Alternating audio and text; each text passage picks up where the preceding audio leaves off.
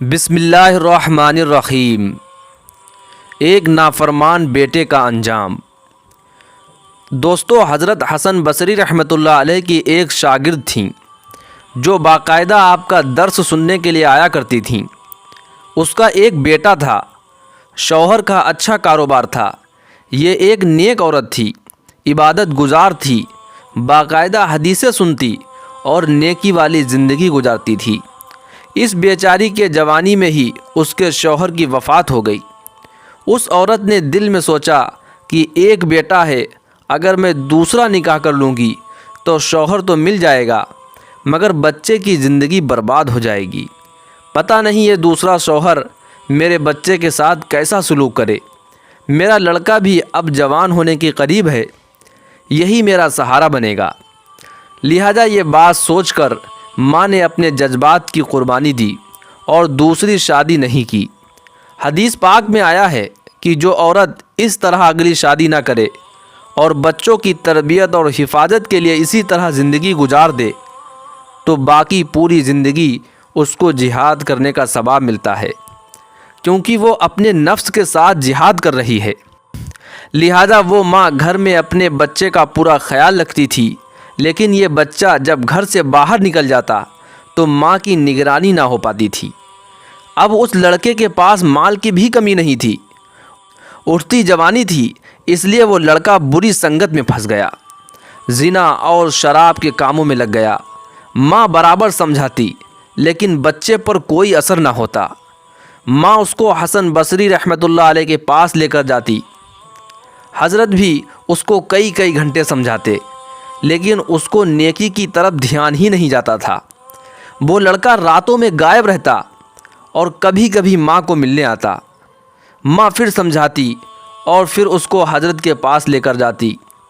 حضرت بھی سمجھاتے، دعائیں بھی کرتے، مگر اس کے کانوں پر جوں نہ رینگتی۔ یہاں تک کہ حضرت حسن بصری کے دل میں بھی یہ بات بیٹھ گئی کہ شاید اس لڑکے کے دل پر مہر لگ چکی ہے، اسی لیے اس پر دین کی کسی بات کا اثر نہیں ہوتا ہے۔ لیکن ماں تو ماں ہوتی ہے، دنیا میں ماں ہی تو ہے جو اچھوں کو بھی پیار کرتی ہے اور بروں کو بھی پیار کرتی ہے۔ اس کی نظر میں تو بچے بچے ہی ہوتے ہیں۔ ساری دنیا اچھوں سے پیار کرتی ہے، مگر ماں تو وہ ہستی ہے کہ اگر اولاد بری بھی ہو جائے تب بھی ماں اس سے محبت کرتی ہے۔ ماں تو بچوں کو چھوڑ نہیں سکتی۔ باپ بھی کبھی کبھی لڑکے سے کہہ دیتا ہے کہ گھر سے نکل جاؤ، اس کو دھکا دے کر نکال دو، مگر ماں کبھی نہیں کہتی، کیونکہ اس کے دل میں اللہ نے ایسی محبت رکھی ہے۔ چنانچہ ماں لڑکے کے لیے پھر کھانا بنا دیتی، اس کے لیے دروازہ کھول دیتی اور پھر پیار سے اسے سمجھاتی ہے کہ میرے بیٹے نیک بن جا، زندگی اچھی کر لے۔ اب دیکھیے اللہ کی شان کہ کئی سال برے کاموں میں لگ کر اس لڑکے نے اپنی صحت برباد کر لی اور دولت بھی تباہ کر لی۔ اس کے جسم میں بیماریاں پیدا ہو گئیں۔ ڈاکٹروں نے بتایا کہ اس لڑکے کو کوئی ایسی بیماری لگ گئی ہے جس کا کوئی علاج ہی نہیں ہے۔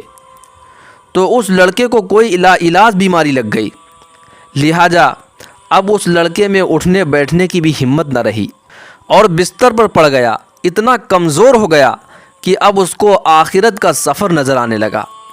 ماں پھر بھی پاس بیٹھی ہوئی محبت سے سمجھا رہی ہے، اے میرے بیٹے، تو نے تو اپنی زندگی میں جو کرنا تھا وہ سب جی بھر کر لیا، اب موت کا وقت قریب ہے، اس لیے اللہ سے معافی مانگ لے، توبہ کر لے، اللہ تعالیٰ گناہوں کو معاف کرنے والا ہے۔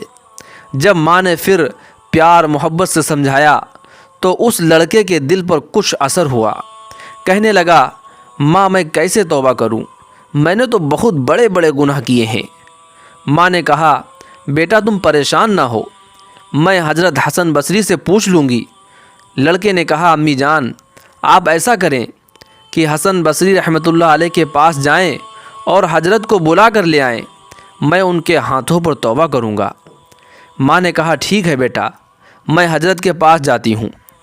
لڑکے نے کہا کہ امی جان اگر آپ کے واپس آنے سے پہلے میری موت ہو جائے تو آپ حسن بصری رحمۃ اللہ علیہ سے کہنا کہ میرے جنازے کی نماز بھی وہی پڑھائیں۔ چنانچہ ماں حسن بصری رحمۃ اللہ علیہ کے پاس گئی۔ حضرت اس وقت کھانے سے فارغ ہوئے تھے اور تھکے ہوئے تھے، لوگوں کو حدیث کا درس بھی دینا تھا، اس لیے تھوڑی دیر کے لیے لیٹنا چاہتے تھے۔ ماں نے دروازہ کھٹکھٹایا، پوچھا کون ہے؟ عرض کیا حضرت میں آپ کے شاگرد ہوں، میرا بچہ موت کی حالت میں توبہ کرنا چاہتا ہے، آپ گھر تشریف لے چلیں اور میرے بچے کو توبہ کرا دیں۔ حضرت نے سوچا کہ اب پھر وہ لڑکا مجھے دھوکہ دے رہا ہے، پھر وہ میرا وقت برباد کرے گا اور اپنا بھی کرے گا۔ سالوں گزر گئے، اب تک کوئی بات اس پر اثر نہ کر سکی، اب کیا اس پر میری بات اثر کرے گی؟ اس لیے حسن بصری کہنے لگے کہ میں اپنا وقت کیوں برباد کروں، میں نہیں جاؤں گا۔ ماں نے کہا حضرت اس نے تو یہ بھی کہا ہے کہ اگر میری موت ہو جائے تو میرے جنازے کی نماز بھی حسن بصری ہی پڑھائیں۔ حضرت نے فرمایا کہ میں اس کے جنازے کی نماز نہیں پڑھاؤں گا، اس نے تو کبھی زندگی میں نماز ہی نہیں پڑھی ہے۔ اب بیچاری ماں شاگرد تھی، چپکے سے اٹھی، غمگین دل ہے، ایک طرف بیٹا بیمار، دوسری طرف حضرت کا انکار، اس کا تو غم دوگنا ہو گیا۔ وہ بیچاری آنکھوں سے آنسو لیے ہوئے اپنے گھر کی طرف واپس آئی۔ لڑکے نے ماں کو زارو قطار روتا دیکھا تو لڑکے کا دل بھی موم ہو گیا اور کہنے لگا امی آپ کیوں اتنا زارو قطار رو رہی ہیں؟ ماں نے کہا بیٹا ایک تیری یہ حالت ہے اور دوسری طرف حضرت نے تیرے پاس آنے سے انکار کر دیا ہے۔ میرے بیٹے تو اتنا برا کیوں ہے کہ وہ تیرے جنازے کی نماز بھی نہیں پڑھانا چاہتے ہیں؟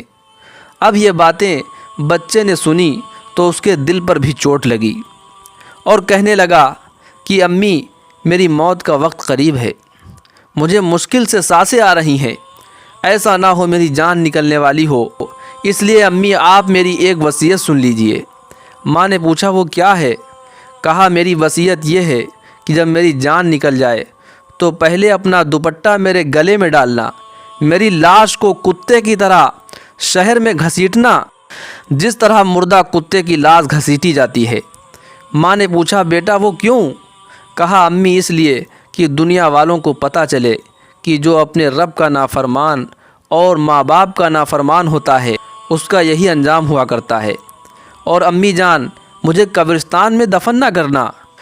میں نے کہا بیٹا تجھے قبرستان میں کیوں دفن نہ کروں؟ اس نے کہا کہ امی مجھے میرے گھر کے آنگن میں ہی دفن کر دینا، ایسا نہ ہو کہ میرے گناہوں کی وجہ سے قبرستان کے مردوں کو تکلیف پہنچے۔ جس وقت اس نوجوان لڑکے نے ایسے ٹوٹے دل کے ساتھ یہ باتیں کہیں تو اللہ کو اس کی یہ باتیں اچھی لگیں۔ اتنی دیر میں اس لڑکے کی روح نکل گئی۔ ابھی اس کی روح نکلی تھی اور ماں اس کی آنکھیں بند کر رہی تھی کہ باہر سے کوئی دروازہ کھٹکھٹانے لگا۔ ماں نے اندر سے پوچھا کہ کون ہے؟ جواب آیا میں حسن بصری ہوں۔ کہا حضرت آپ کیسے؟ فرمایا جب میں نے تمہیں جواب دے دیا اور میں سو گیا تو خواب میں اللہ نے مجھے فرمایا کہ اے حسن بصری تو میرا کیسا نیک بندہ ہے، میرے ایک دوسرے نیک بندے کا جنازہ پڑھانے سے انکار کرتا ہے۔ یہ خواب دیکھ کر میں سمجھ گیا کہ اللہ نے تیرے بیٹے کی توبہ قبول کر لی اور اب تمہارے دروازے پر اس نیک لڑکے کا جنازہ پڑھانے کے لیے حسن بصری حاضر ہے۔ دوستو آؤ آج ہم سب مل کر اللہ سے توبہ کریں اور اس کے سامنے ہاتھ پھیلا کر کہیں کہ اے میرے پیارے اللہ، جب آپ اتنے قریب ہیں کہ مرنے سے کچھ لمحے پہلے اگر کوئی بندہ شرمندہ ہو کر توبہ کرتا ہے تو آپ اس کی زندگی کے سارے گناہ معاف کر دیتے ہیں، تو اے میرے مالک آج ہم سب اپنے گناہوں کی معافی مانگ رہے ہیں، اپنی خطاؤں کی معافی مانگ رہے ہیں۔ اللہ ہم سب کے گناہوں کو بھی معاف فرما، آمین۔